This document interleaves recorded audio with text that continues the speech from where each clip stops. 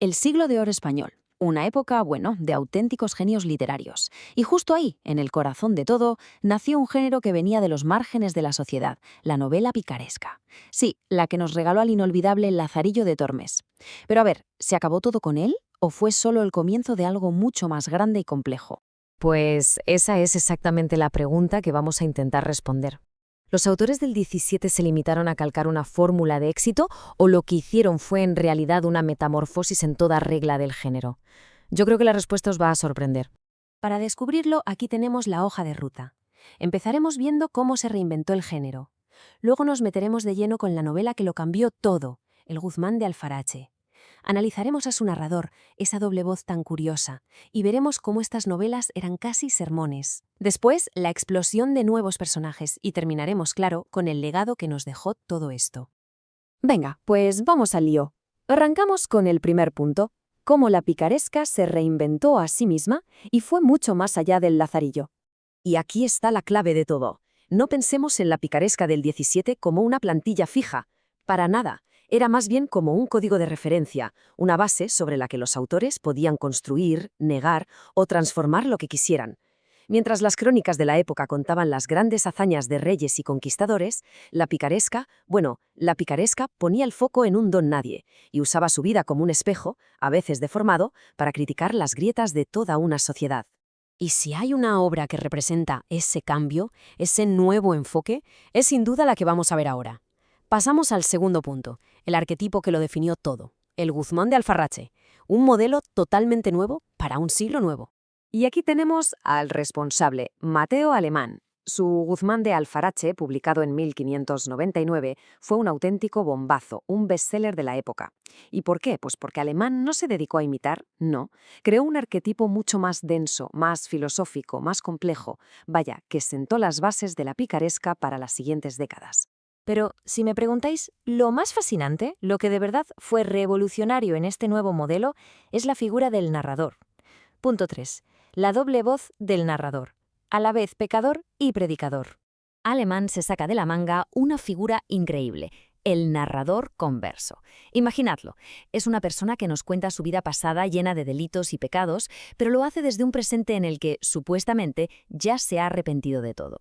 Esto crea una tensión brutal, un diálogo constante entre el yo de antes, el que la liaba, y el yo de ahora, el que juzga todo aquello.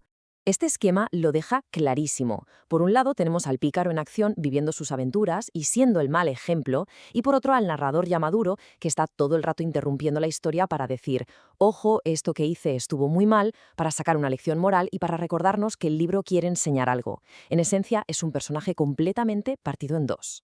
Y no hay mejor prueba que las palabras del propio Guzmán. Es que es una declaración de intenciones en toda regla. Viene a decir: os estoy contando mis miserias no para que me copiéis, sino para que aprendáis en cabeza ajena. La intención moral no puede ser más explícita. Es casi como un contrato con la persona que está leyendo. Claro, este afán por dar lecciones morales no era un simple capricho del autor, era el puro reflejo de su tiempo. Así que entramos en el punto 4, la novela como sermón, como reflejo de un mundo profundamente pesimista. Pensemos que el siglo XVII fue una época de crisis, de desencanto, de un pesimismo enorme. La visión del mundo era la de un lugar hostil, una jungla. Y ojo a esta metáfora del libro porque es tremenda. Un mundo donde la gente se caza entre sí, como animales. Es una visión de la humanidad, brutal. Y con esta visión del mundo tan sombría, la novela entera coge forma. Estás metido en plena aventura del pícaro y de repente, ¡zas!, la acción se para y el narrador se lanza a una larga reflexión moral. Son como pequeños sermones que se intercalan en la historia para explicarnos la lección cristiana que hay que sacar de cada fechoría. Pero ya se sabe cómo es la literatura, que nunca se está quieta. El modelo tan estricto de Alemán, tan serio, pues pronto empezó a romperse y a mezclarse. Vamos al punto 5, híbridos, héroes y heroínas, o cómo el modelo se transforma. Después del Guzmán, el género explotó en 1000 direcciones. Fijaos en la tabla que lo resume genial. La narración en primera persona, la autobiografía, muchas veces se cambia por una tercera persona. El protagonista ya no es solo el delincuente de los bajos fondos, ahora pueden ser hidalgos arruinados o, y esto es muy importante, mujeres. ¿Y el propósito? Pues el propósito ya no es solo dar una lección moral, sino también entretener o hacer sátira. Uno de los cambios más bestias fue que se perdió lo que los expertos llaman la novelización del punto de vista. Esto que suena tan técnico es en realidad algo muy sencillo. Se pierde esa confesión íntima, esa voz en primera persona, que era el alma del género. El narrador se vuelve más distante y, claro, la forma en que nos relacionamos con la historia cambia por completo. Y toda esta experimentación trajo una de las grandes novedades, el auge de la pícara. Por fin el foco se ponía en la perspectiva de una mujer en este mundo tan hostil. Desde la pícara Justina, que fue la primera, hasta otras como Teresa de Manzanares o la hija de la Celestina. Mujeres que no solo delinquen, sino que usan su ingenio como arma para sobrevivir y moverse en una sociedad que se lo ponía muy, muy difícil.